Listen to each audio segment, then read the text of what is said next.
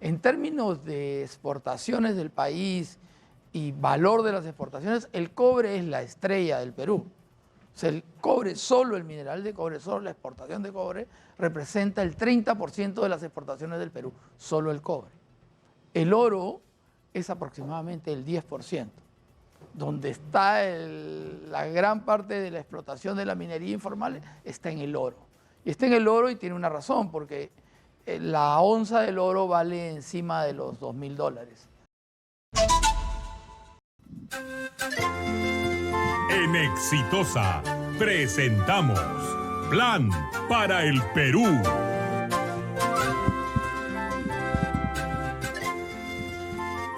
El objetivo de esta secuencia, y esto es un compromiso que yo ahora voy a asumir con más consecuencia, voy a ser sincero, para darle mayor continuidad, es abrir un espacio, como señalé yo desde el comienzo, para salirnos del fango y para empezar a discutir a dónde queremos ir como país y cuál es el país que podríamos construir si nos trazamos objetivos de largo plazo y hacemos un diagnóstico adecuado qué tenemos y cuál es la mejor manera de aprovechar esos recursos que tenemos para beneficio de todos los peruanos. Y esto yo espero sinceramente que ayude a que cambiemos la manera como se está enfrentando la discusión. Estamos discutiendo, y ya tenemos como 28 y vamos a llegar a 40. Todos quieren ser candidatos a la presidencia en el Perú. Pero esa no es la discusión es qué diablos nos vamos a hacer con el Perú los próximos 30 años, a dónde queremos ir. Para eso está este espacio, para ayudar a que esa sea la discusión, no de personas, sino de ideas y de proyectos.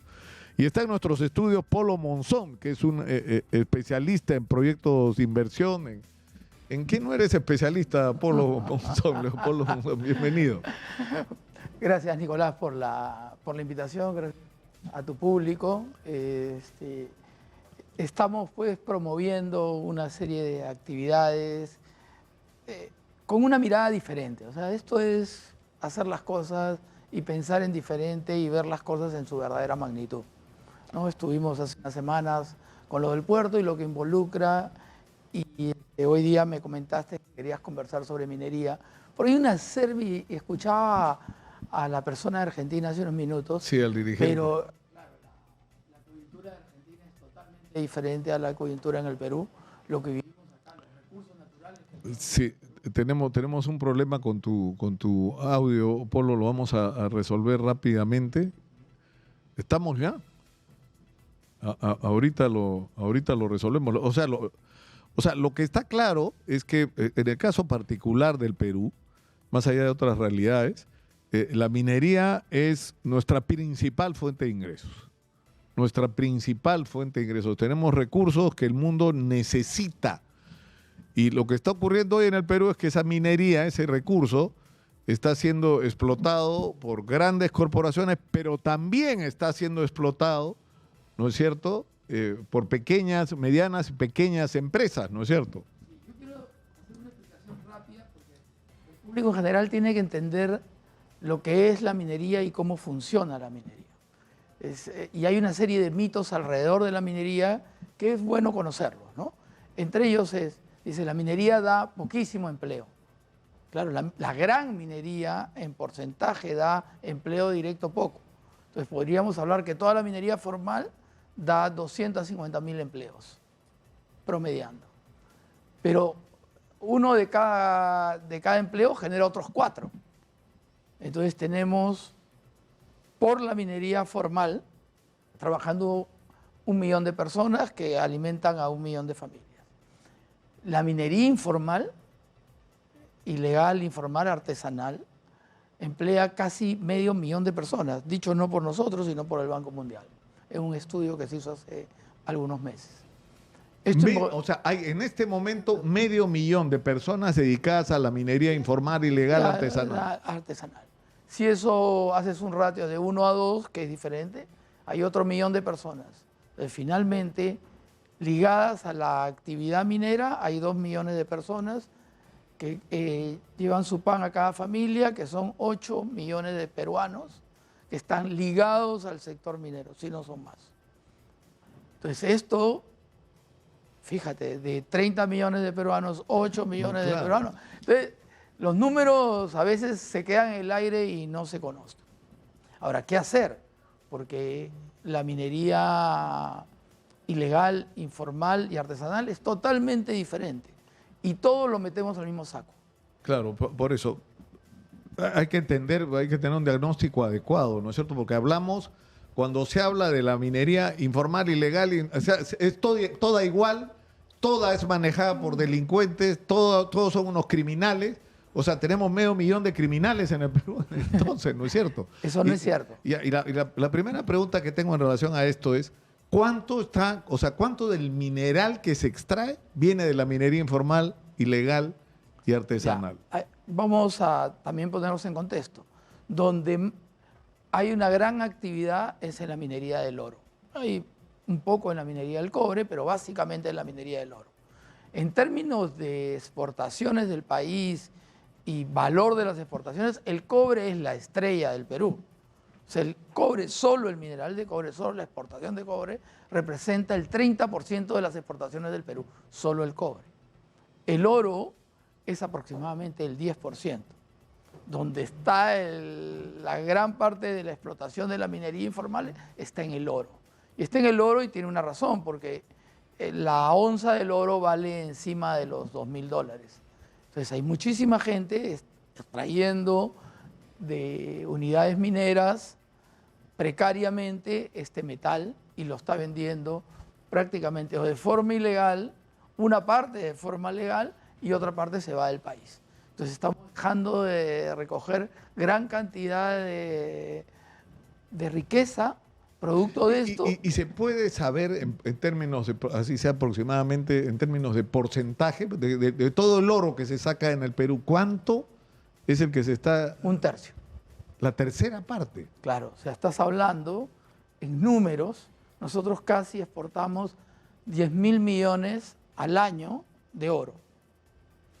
Y casi 3.000 millones de eso es que sale de la actividad entre informal, ilegal o artesanal. Ya, pero ahí hablamos con Erasmo Sumalave, que es un dirigente minero de Madre de Dios muy importante, y él decía que los mineros están atrapados porque por un lado venían los bolivianos a comprar el oro, se lo llevaban a Bolivia y lo exportaban desde Bolivia como si ellos lo hubieran extraído, o venían intermediarios, entre comillas, que te formalizaban el mineral, o sea, te compraban barato el mineral y iban ellos y ellos eran los que hacían los grandes negocios y eran señores de cuello y corbata, ¿no? Y a ellos nadie los acusa de criminales ni los persigue, ¿no? Claro, es que, a ver, acá viene el distingo que estoy aprovechando estos minutos que me estás dando para que la mayor cantidad de gente entienda cómo funciona esto. Hay personas que extraen su oro, si bien es cierto, del Perú el 75% es informal, no está en la formalidad, no está en lo... Pero es que también hay que ser honestos, el Estado no da las facilidades. O los diferentes últimos gobiernos no han dado las facilidades para que esto suceda. Entonces el oro termina en manos de terceros o termina fuera del país. ¿Por qué no dan las facilidades? Porque, o sea, ¿por qué no? Por ejemplo, el proceso de formalización. Claro, el proceso de formalización tiene serias deficiencias. El proceso de formalización siempre ha tenido que estar unido a donde yo produzco el metal, tiene que haber un Banco de la Nación, tendría que haber una SUNAT y tendría que haber la capacidad de tratamiento suficiente para ese metal que se extrae.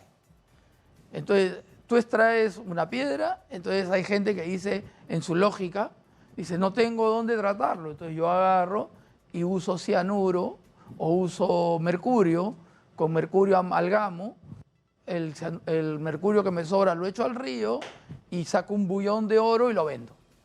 No me importa el medio ambiente, no me importa. Es porque también vive en una selva.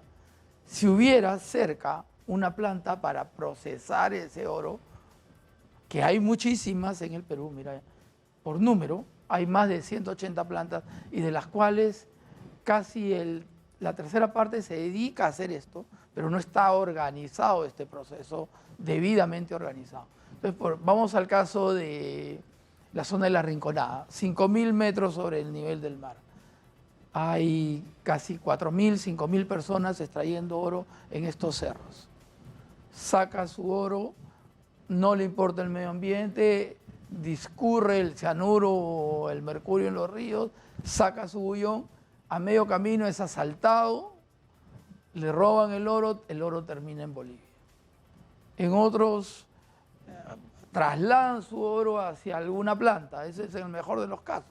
Pero esa planta tiene que tener pues una adecuada relavera para que el residuo se pueda disponer de la mejor manera posible.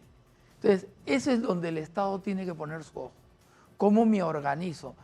Claro, porque ni siquiera es que el Estado tenga que hacer esas plantas, sino que No. el Estado tiene que promover que esos privados estén donde deben estar, y hagan, pero para eso hay que dar... Y no eso tendría que ser parte del proceso de formalización. Eso tiene que ser. Y no seguir con normas anacrónicas. Por ejemplo, siempre nos parametrizamos, todos, ¿no? Tenemos esa visión tan negativa de estar parametrizados.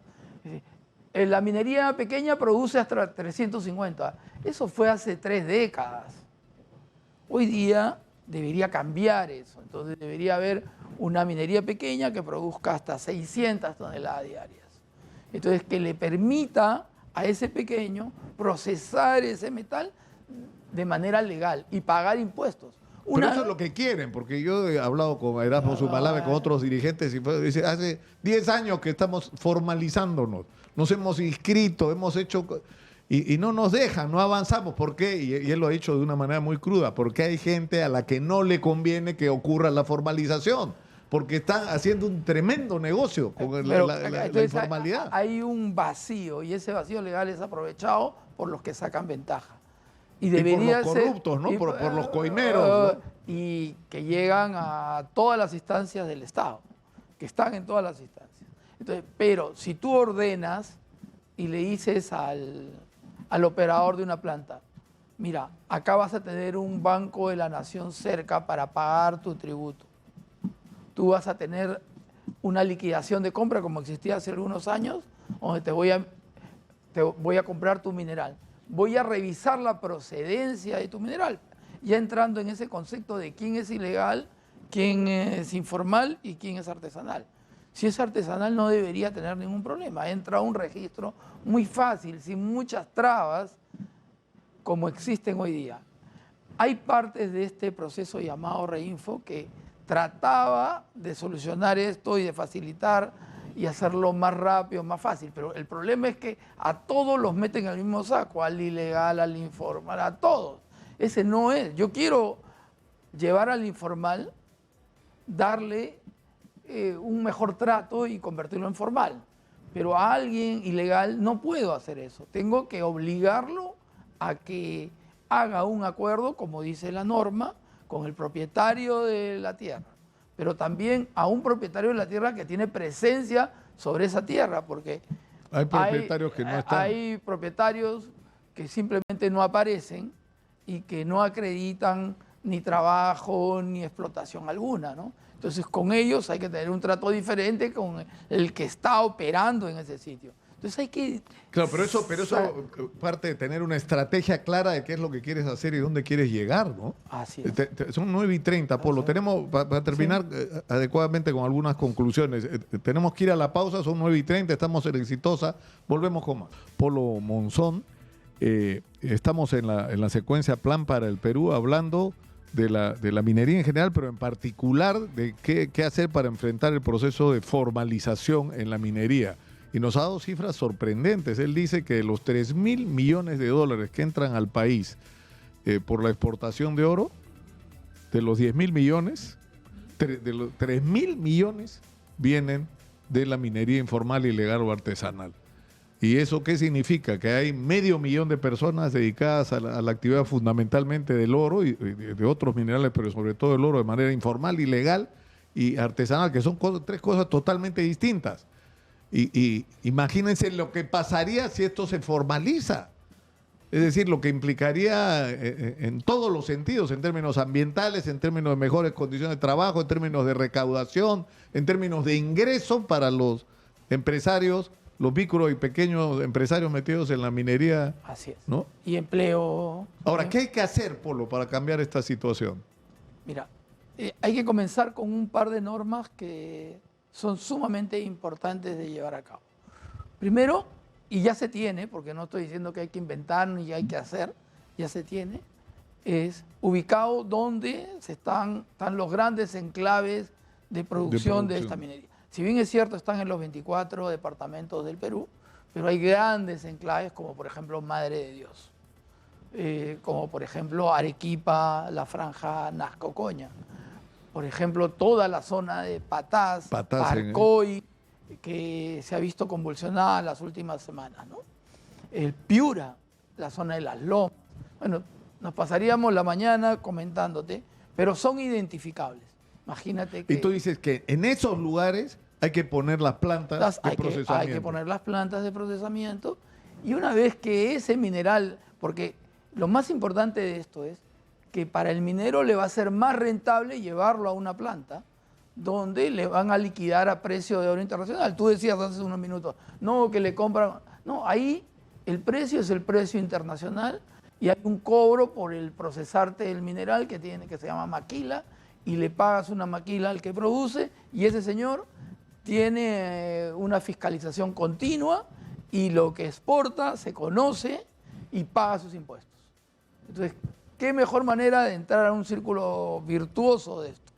Si quieres ser más agresivo, como han sido otros países, tú le creas un impuesto flat a todos los productores, que podría estar en el orden del 3 o 5%, y pagan solamente eso. Solamente ese impuesto, y tienes al Banco de la Nación ahí. Tienes al Banco de la Nación para que le dé el que trata el mineral, inmediatamente le deposite en su cuenta y se acaben los riesgos y todo. Y tienes a la SUNAC amarrada a los señores, y lo han pedido los propios mineros, tú lo has dicho.